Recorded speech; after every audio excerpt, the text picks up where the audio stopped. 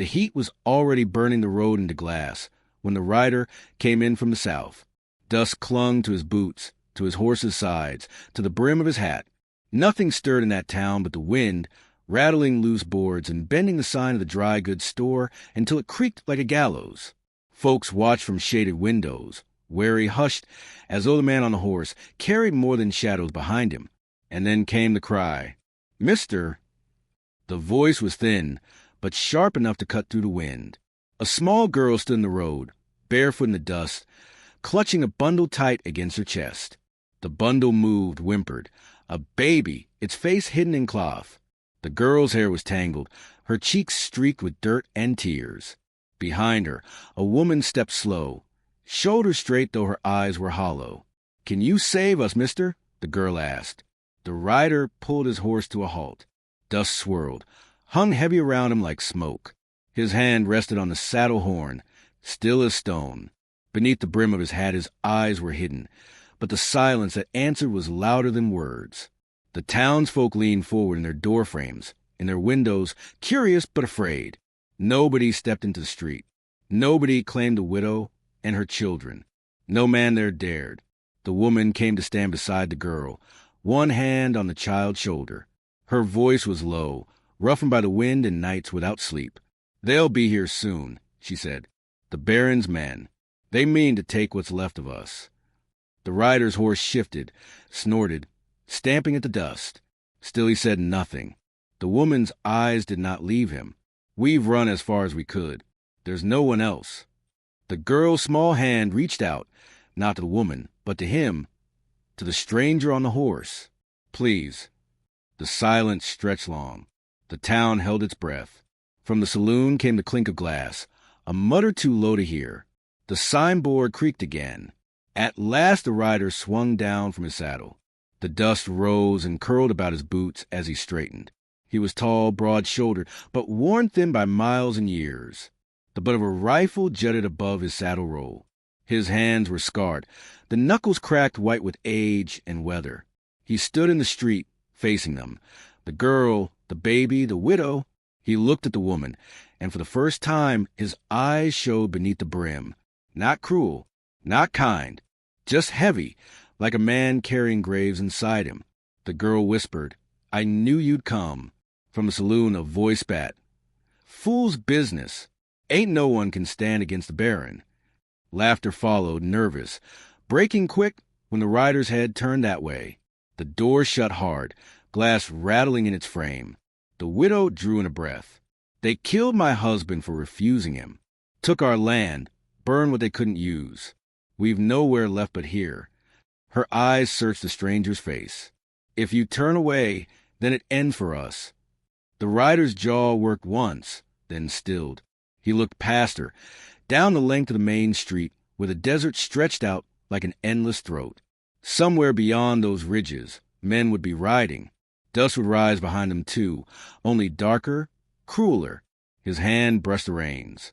The horse flicked its ears, restless. The widow's voice softened. "What's one more fight to a man already carrying ghosts?" The words hung there, sharp as a drawn knife. The girl hugged the baby tighter, watching him with eyes too old for her years. The rider bent, slow, and set a hand on the child's shoulder. His voice came rough, gravel scraping steel. "Go on inside." The widow stiffened. "You'll help us?" He did not answer. His hand fell away, and he moved toward the saloon, boots striking the boards of the porch. The door creaked wide, and the dim room swallowed him whole. From the street, the widow stood silent. Children pressed to her. The townsfolk whispered again, shadows darting from window to window. One name passed among them, low, fearful, half believing, half dreading. Could it be him? In the saloon the piano sat silent, long out of tune. Men hunched over cards and bottles, but their eyes followed the stranger. He set his rifle against the wall, poured himself water from the bar, and drank as if no one watched. The bartender's hands shook pouring it. "Thought you were dead," someone muttered in the corner. The rider set the glass down. His gaze drifted back to the window, where the widow still stood, framed in dust and sunlight. Outside, The wind carried the faintest echo of hooves on the hard pan.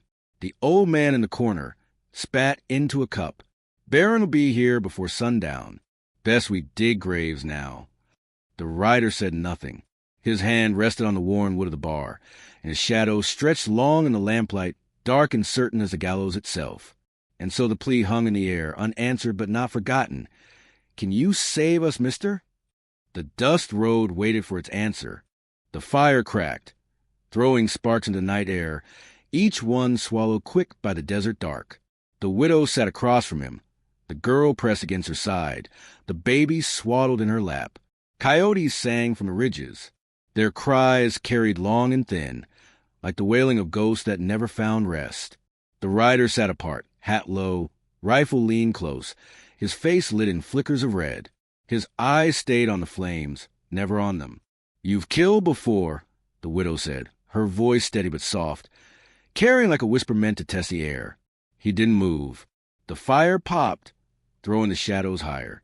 "They said the Baron's men don't stop. They hunt until they've got what they came for." Her hand stroked the baby's hair, slow, trembling. "They won't spare us." The girl shifted, pulling her knees to her chest. Her eyes never left him. He spoke at last, rough, his words like stones dragged across gravel. "War don't end for the ones who fight it." The widow tilted her head, watching him through the firelight. "You were a soldier." His hand twitched at the word. For a moment, he seemed to see something in the flames that wasn't there. Men running, rifles flashing, fields of smoke thicker than breath. The widow waited. He reached for his canteen, drank, then set it down slow. "I fought, lost near everything worth keeping. Rode till there was nothing left but dust." His voice carried no pride, no story, just a blunt weight of truth. The girl hugged herself tighter. "You came back." His eyes lifted to her, and the firelight caught the scar along his jaw, white against the skin. He didn't answer. From beyond the fire, a sound drifted. Hooves shifting against rock, faint, distant. The rider's head turned. His hand reached the rifle without thought. The widow stiffened. "Are they here?" "Scouts," he muttered, "watching." The girl pressed closer to her mother. The baby whimpered. He stood, stepping beyond the fire's circle, eyes fixed on the dark. The desert stretched, endless ridges sharp against the stars.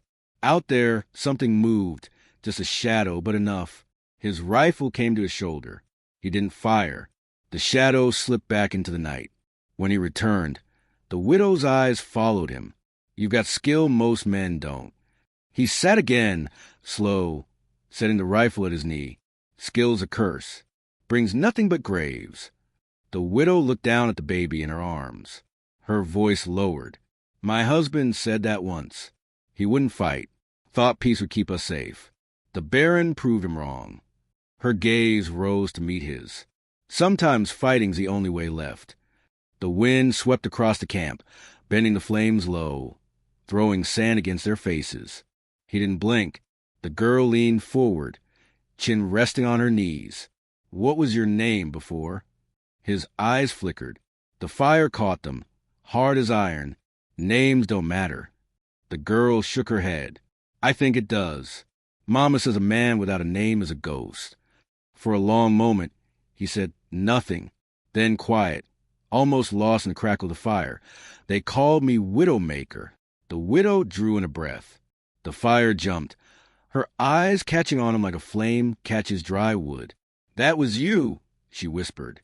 "I heard stories. Whole regiments broken. Men who wouldn't face you." He didn't meet her gaze.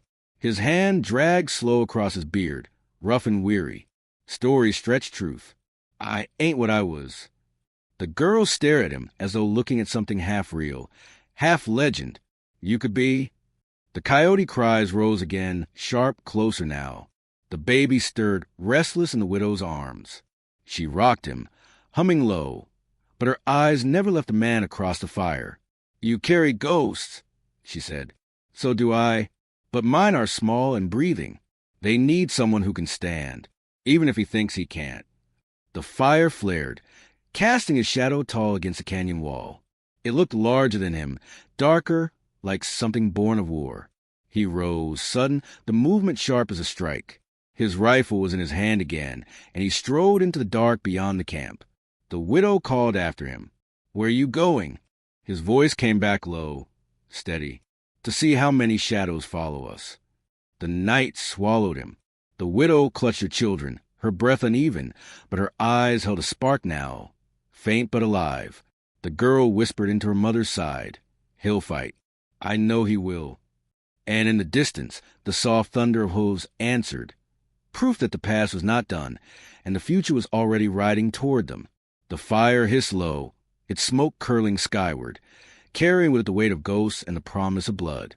The sheriff's star glinted weak in the morning light, but his eyes never lifted from the ground. He leaned on the post outside his office, hat pulled low, watching the dust rise at the far end of the valley. Riders. Too many. The widow stood in the street with her children. The girl clutched the baby close, her eyes fixed on the horizon. Behind them, shutters slammed shut one by one, doors barred, voices hushed. The whole town sealed itself up like a coffin. The rider, widowmaker, though no one dared speak it aloud, walked slow down the boards of the saloon porch, rifle slung across his back, pistol at his hip. His boots struck like hammer blows against wood. The sheriff shifted, opened his mouth as though to speak, then shut it again. The widow's voice carried, steady but edged. "They're coming." The rider nodded once. His gaze swept the street, the narrow alleys, the rooftops, the shadows where men could hide. He marked them all with the cold patience of a hunter. The girl tugged at his sleeve. "Mister, don't let them take Mama." His eyes lowered to her. For a moment, the weight of silence pressed heavy between them. Then his hand rested, brief, on her shoulder before falling away. From the saloon came muttering, cards thrown down, boots scuffing against the floor. "We ought to give her up," one voice hissed. "Ain't worth dying for." Another spat. "You want to cross the Barren? You're a bigger fool than she is." The rider pushed the door wide. The room froze. Men hunched at their tables, whiskey glasses trembling in their hands. He stepped inside, shadow long across the floor. "Anyone here going to stand?" His voice was low, iron scraping stone. No answer. A man coughed, nervous, eyes fixed on the table. The bartender swallowed hard. "Ain't our fight." The rider's gaze cut across the room, each face shrinking beneath it. "It's your town." Silence. The piano keys quivered where a drunk leaned against him, too afraid to meet his stare.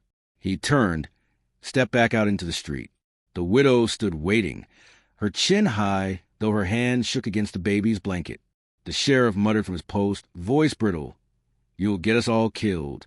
The rider looked at him once, and the sheriff fell silent, his badge catching the sun like a lie too bright to bear. The thunder of hooves grew louder. Dust rolled over the ridge, spilling down the road. Black hats, rifles gleaming in the light. The Baron's men rode with the ease of jackals, filling the horizon with menace. The townsfolk peered from slits in their shutters, breath held tight. The widow whispered, "It begins." The rider's hand brushed the butt of his pistol. He didn't draw. Not yet. His eyes tracked every movement, every shadow, every angle the fight would take. The girl's voice came soft but clear. "He'll stop them." The sheriff's breath rattled out, bitter and afraid. "Or he'll bury us all." The riders slowed as they reached the town's edge. Horses stamped, metal jingling sharp in the still air. Their leader, scar-faced, grinned wide. "Where's the woman?" No one answered. The street lay silent as a graveyard. The leader spat into the dirt. "Hand her over, or we'll burn this town to ash." The widow's arms tightened around the baby. The girl pressed close. The rider stepped forward, boots crunching against the dust. "She stays." Laughter broke from the men, cruel and easy. Rifles shifted in their hands. The leader sneered. "One man says so." The rider's gaze didn't waver. His shadow stretched long across the ground, steady as stone. "One's enough." The laughter faltered, edged with unease. Whispers carried down the line of horsemen. Some leaned close, murmuring, "Widowmaker." The name rippled through them. A rumor turned sharp as a blade. The leader's grin stiffened. He spat again, forcing a sneer. "We'll see." His hand lifted, and the rifles came up as one. The widow gasped. The girl hid her face in her mother's skirts. The town seemed to shrink, every door trembling on its hinges, every window staring wide and afraid. The rider stood unmoving. His hand hovered, slow, near his pistol. The silence pressed hard, stretched thin as glass. And in that silence, every heart in the town beat to one truth. Blood was coming. The rifles leveled. Sunlight caught the steel, blinding white. Horses stamped, the earth trembling beneath their weight. The leader's grin split wide as he barked. Fire! But the first shot came from a rider. His pistol cleared leather like lightning breaking a storm. The leader's head snapped back, hat tumbling into the dust. His horse screamed, rearing, sending men scrambling. Chaos ripped the street open. Gunfire thundered, windows shattered, smoke thickened in the air.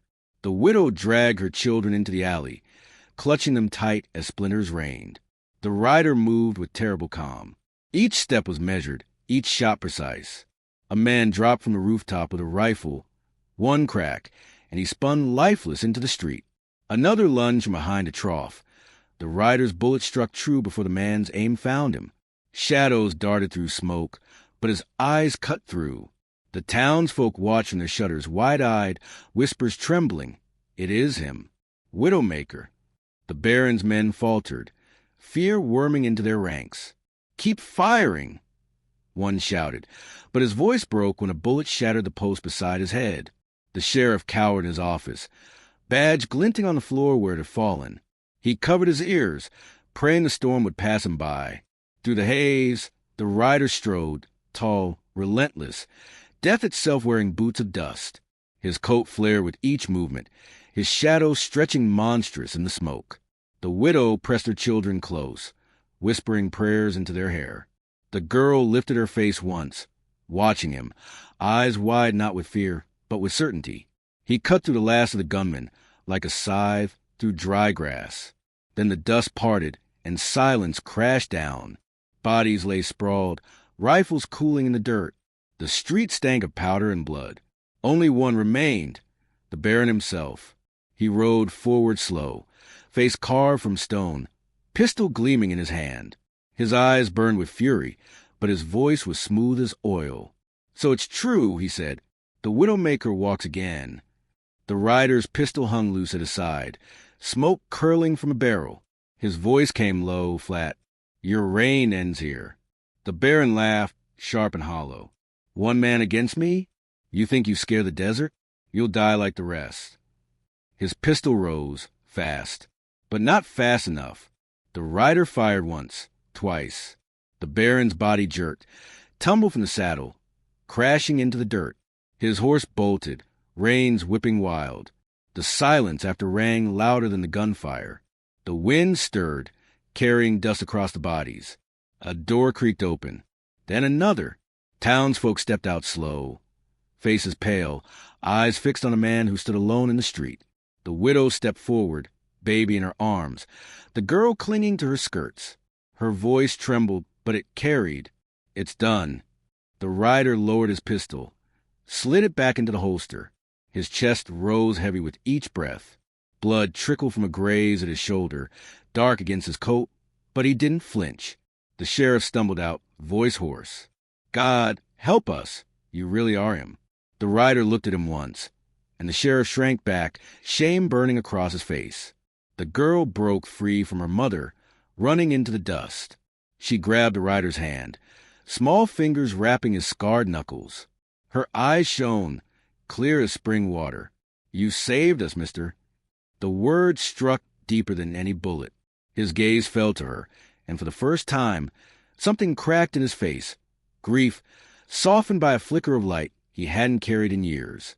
The widow came closer, her eyes locked on him. No fear, no pleading now. Only quiet recognition. You could ride on, leave all this behind. But you don't have to. The street lay still, the town watching, waiting. Dust swirled, painting the scene in gold and ash. He looked to the horizon, endless and empty, then back to the widow, The children, the faces peering from every doorway. The old man from the saloon stepped out, voice rough as dry wood. This town's yours if you'll take it, or you can vanish again. Either way, we'll remember. The rider said nothing. He only lifted the girl into his arms, settling her against his chest. She rested her head on his shoulder, eyes closing at last in peace. The widow's lips parted, breath unsteady. But she did not speak. The fire in her eyes said enough. The wind howled once more through the empty street, carrying away the last echo of gunfire, and the old storyteller's voice closed the tale. Some say he rode on, chasing ghosts across the desert. Others swear he stayed, built a life from the ashes, raised those children as his own. But all agree, when the dust rises and the helpless cry out for salvation, his shadow still walks the road, and the name Widowmaker drifts on the wind like a hymn of justice. The legend was sealed, carved into dust and blood.